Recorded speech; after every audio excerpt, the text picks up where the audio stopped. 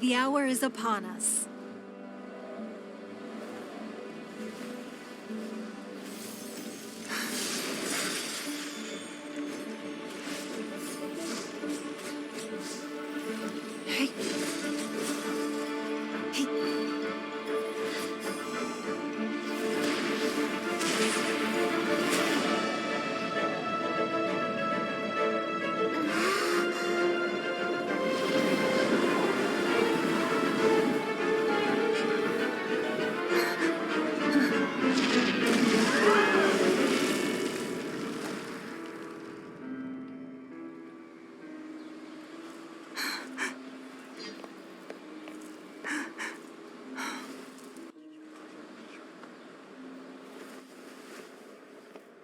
Rex Lapis has been killed. Seal the exits.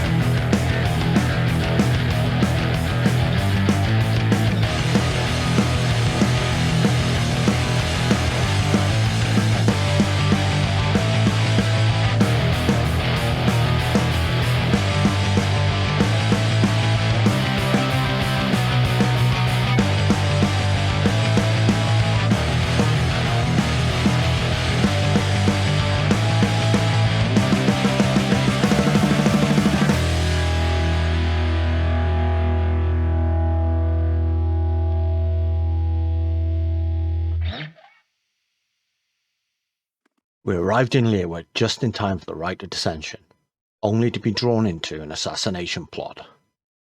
Someone killed the Geo-Archon. Being a stranger at the scene, the Traveller was instantly a suspect and Liyue's most wanted. A Fatui Harbinger by the name of Child helped us escape the pursuing Millelith. He then gave us some strange sigil and sent us to a place called Jeyun Karst, home of the Adepti. We trekked off into the mountains, met a talking elk named Mooncarver. It's the assassin! They dared to flee here to Jeyun Karst.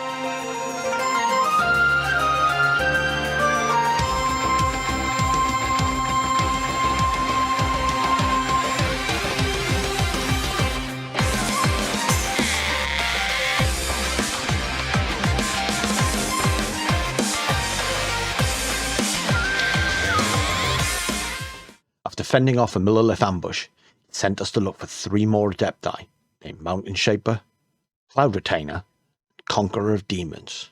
What is with these names? We pissed off one crane, cooked dinner for another. Then played Ghostbuster. Silly girl, Billy Joe, silly Billy, Billy Joe, Julie Joe, Frilly Joe. If you don't come and play, Dusky Ming will come find you. Before cooking dinner for an emo kid. None of the Adepti believed the Traveller was capable of killing Rex Lapis. Preposterous. Preposterous! So off they went for a meeting to decide on a response. We returned to Child, who was still in his suspiciously helpful mood. Having found us someone to help us clear the Traveller's name, he took us for a business meeting with a consultant named Zhongli.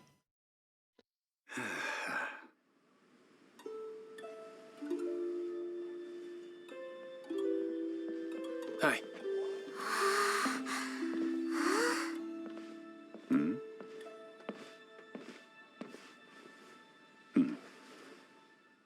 We spent the next few days playing Errand Squad, using Fatui money to arrange the rite of parting, which is to be the Geo-Archon's funeral, as well as listening to the old man philosophize. If one must always consider Mora before acting, then in all things one is bound by Mora. All Mora is currency, but not all currency is Mora. A fool sees the pointer and misses the moon. If you point at the moon with your finger, a wise man knows that you are pointing at the moon. while a fool will only see the finger. It can't be helped. Trying to deprive a merchant of his profits would be like forcing a ravenous wolf to vomit up the food in its stomach. How can I put this? When purchasing opera tickets, it is natural to decide based on which singer has the most melodious voice. The same logic applies when purchasing a pet bird. Sometimes in Liyue, the art of the deal is simply about victory via mental gymnastics. Kindly state your name before you ask a question. It's just good manners. You almost make it sound like I'm some sort of bourgeois parasite whose only utility lies in providing quaint pieces of trivia on demand. I'll take them all, boss. Oh, Mora. I'll take them all, boss.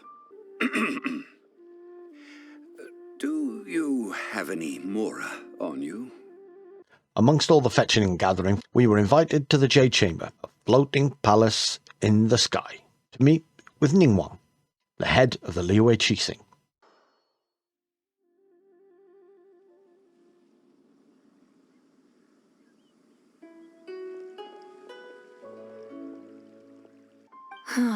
The scenery out here is fine indeed, but the wind is a little strong. Our preparations to receive guests within are complete, so please, this way. Another overly friendly meeting later, we just happened to gain intel that the Fatui were conducting some experiments on the sigil of permission. Yes, the same sigil the child had given us earlier. Does everyone in this town have an agenda? Is everyone here just playing chess and using us as pawns? After collecting the last item Zhongli needed and returning to Liyue Harbor, we were informed by another suspiciously helpful Fatui member that all hell had broken loose. The Adepti had arrived and the Qixing had gone to meet with them. They'd locked down the Fatui and put more millilith on the streets. Feeling a little anxious, Zhongli went off to take care of Wangshan, while we went looking for Child, and the traveller had a great idea where we could find him. Wow! This is the Golden House? You've already fulfilled your task as guides, so why do you still linger here? Haven't you already seen enough trouble for today? If you were Fatui, I imagine that you would be entitled to a generous reward from the Tsaritsa herself. The time for discussion and diplomacy has already passed. I mean, if it were up to me, I would have skipped that stage to begin with. But I'm willing to do as the Tsaritsa deems fit. Either way, we now come to my favorite part. A simple pleasure, and one that I am oh so delighted to be sharing with you. The battle.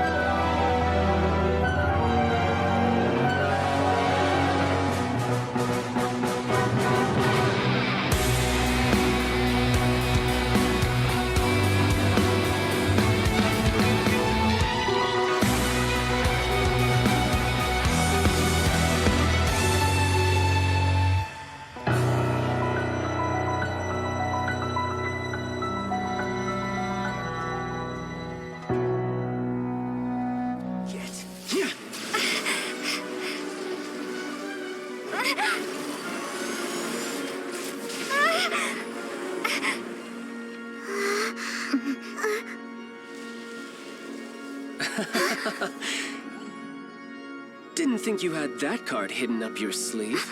You were just playing us to get close to the Exuvia! Oh, quiet down. Stop acting like some wide-eyed recruit. You've seen this world. You of all people should know. This should have been expected! Well then, I'll be taking Morax's Gnosis now! I see. Well, this is most unexpected. You beat me to it, didn't you?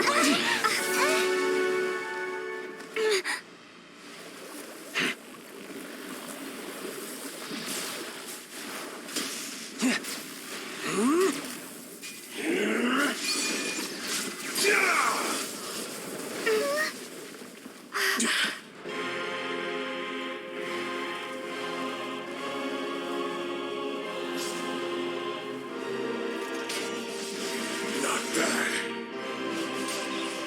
But this is going to cost you! Yeah!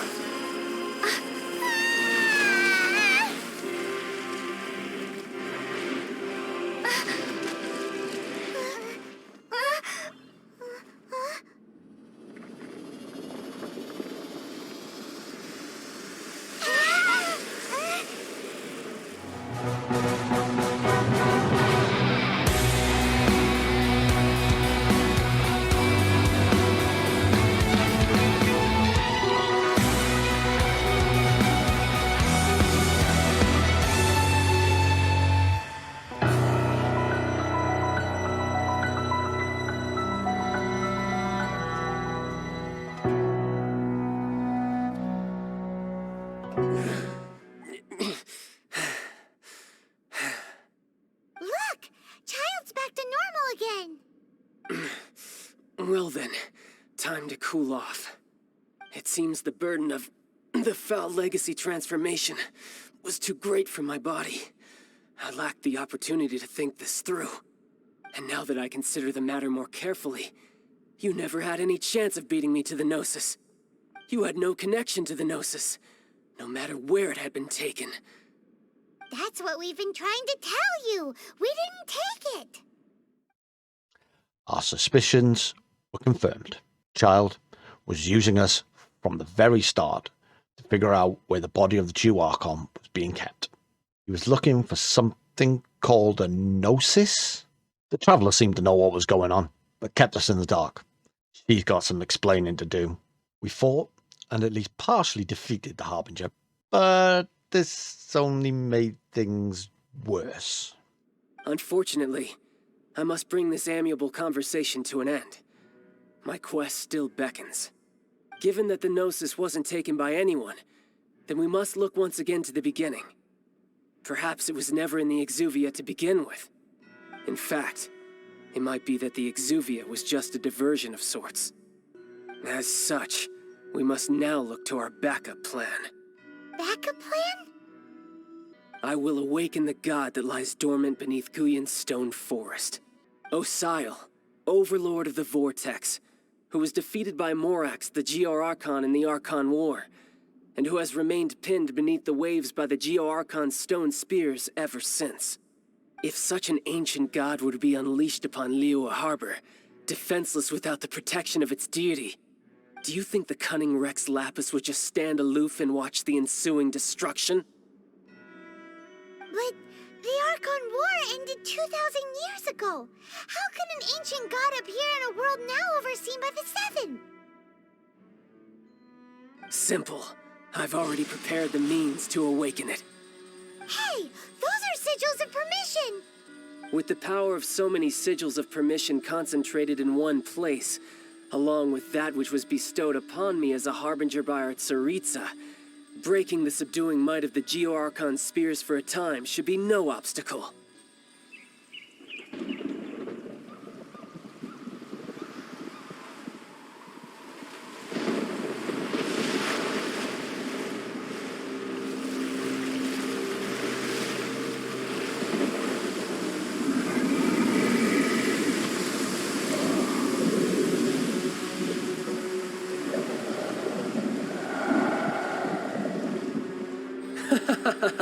Let's see. Will the nation that has lost its deity be swallowed up by an ancient malice once more? If you wish to drown together with the people of Liyue, you're free to stay and enjoy the show. Uh-oh. We have the Qixing arguing with the Adepti, us battling with Fatui, and now a pissed-off god with 1,000 years of pent-up rage heading towards us. We're kind of doomed. Or so we thought. What's going on?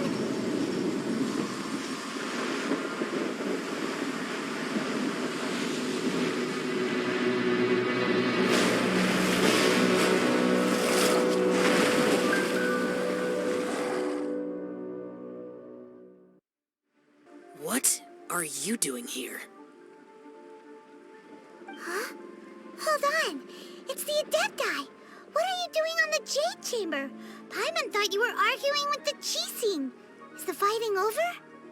Faced with a calamity of such magnitude, we have agreed to put our differences aside for now and unite against this common enemy. The Chising did once research the matter of the Guizhong Ballista when it piqued their fancy. For what could you mortals ever learn of Adepti mechanisms? Yet, it would take one, but a little tinkering to turn this ballista into an engine of war beyond your wildest thoughts. So be it. We shall use the upgraded Guizhong Ballista to fight off that god. All the Adepti here can lend their strength to man it. We haven't a moment to spare. Our battle begins now. Yep.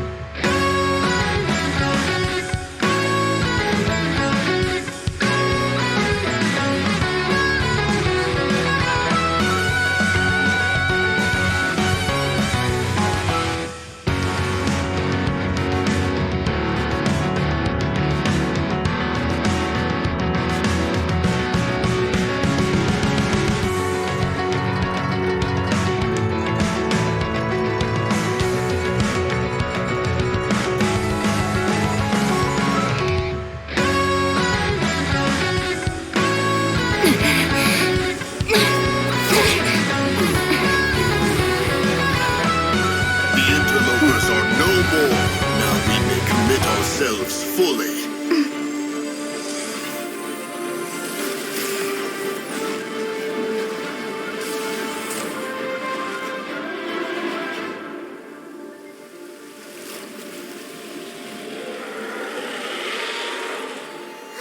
It's working! We just need to keep this up!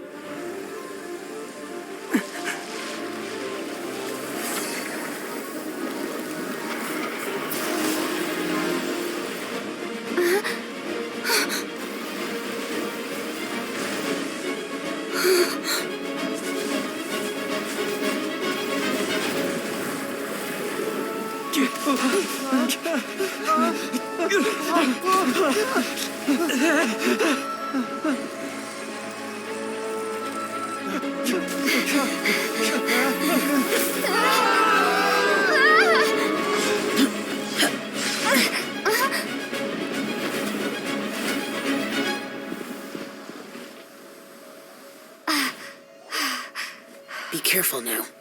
The Guizhong Ballista is destroyed. Without its covering fire, retaliation shall be difficult. But the Jade Chamber is our last line of defense. We can't give another inch, no matter what. I have another idea. What do you mean, Lady Ningguang? I'll sacrifice the Jade Chamber. What is the meaning of this? I understand. Traveler, lend me a hand. Farewell, old friend. Goodbye for now. Let us meet again in the future.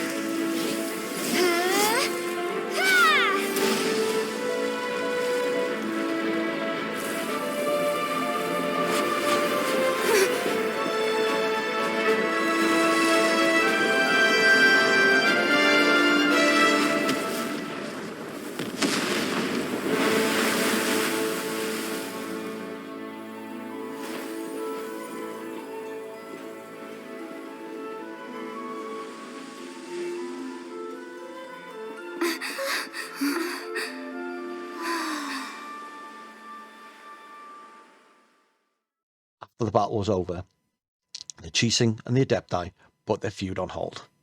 This definitely isn't the end of that one. We said our goodbyes and went to look for Zhongli, only to find him in the Northland Bank. You remember the agreement, Morax. Now, if you would be so kind. The Gnosis, please. What in the world are you talking about? The contract is fulfilled. That which thou seeketh is now bestowed unto thee. For my promise is solid as stone.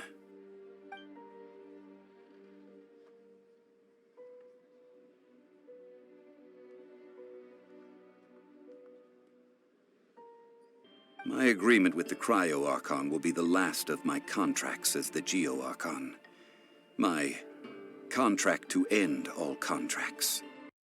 After the bombshell at the bank, the Traveller finally got us up to speed with what had been going on. The Saritsa, the Cryo-Archon, had tasked her Fatui Harbingers with collecting the Gnosis of each of the 7 Archons. Think of the Gnosis as kind of supercharged visions, kind of give the Archons part of their god powers. More on that later. Signora, the 8th Harbinger, ambushed Venti outside the cathedral and took his Gnosis by force. Zhongli, it turns out, is the Geo-Archon. He faked his own death because he'd made a contract with the Saritsa to hand over his Gnosis in return for something, and needed to know if Liyue were capable of continuing on without him. Child, not being aware of all these backroom dealings, had put all of his plans in motion, only for us to foil them, and then we lost anyway. As for our original mission, while we've encountered some Abyss Order activity in Liyue, there doesn't seem to be anything building yet. So, when the dust settled, we explained to the Qixing what happened in Mondstadt and left them to prepare. For us, it's on to Inazuma. Somehow. But not until we'd said our fake goodbye to Morax. As said previously, Rex Lapis' soul returning to the heavens is the end of the contract. And it is also the end of an era. We, the people of Liyue, were indeed prosperous. But blinded by our prosperity, we forgot